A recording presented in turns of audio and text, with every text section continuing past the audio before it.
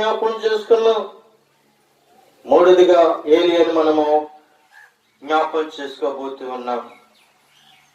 మొదటి రాజుల గ్రంథము 19వ అధ్యాయము 4-8 వచనాలు మనం చూసినట్లయితే, తాను ఒక దిన ప్రయాణము అరణ్యములోనికి పోయి ఒక బంది వృక్షము క్రింద కూర్చొని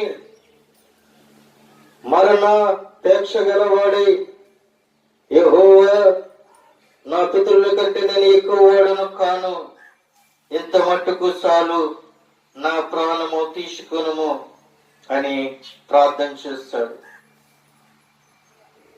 అతడు బంది వృక్షం కింద పడుండి నిద్ర చేస్తుండగా ఒక దేవతతో వచ్చి అతనిని ముట్టి, నీవు లేచి భోజనము చేయమని ఏలియాతో చెప్పినట్లుగా మనం చూస్తూ ఉన్నాం. అతడు చూసినంతటిలో అతని తలగడ దగ్గర నిప్పుల మీద కాల్చబడిన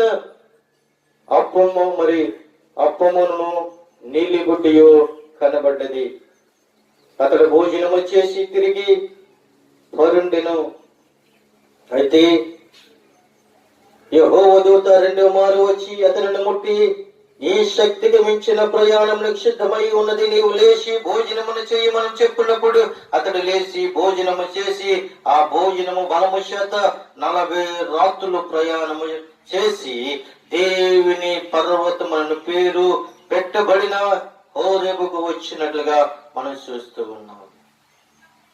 ఏలియా పరలోకము నుండి దేవుడిచ్చిన ఆహారము భుజించి మరణాపేక్ష గల స్థితిలో నుండి కూడా 40 రాత్రులు ప్రయాణము చేసి దేవుని పర్వతము పడిన హోరేబుకు వచ్చి దేవుని కలుసుకుని ఆయనతో మాట్లాడినట్లుగా మనం చూస్తూ ఉన్నాం.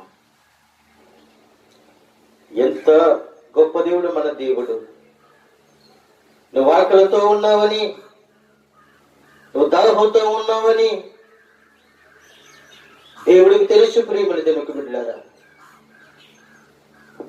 ఒక పూట ఉపవాసం ఉంటే సాయంకాలం నువ్వు పడిపోతావు.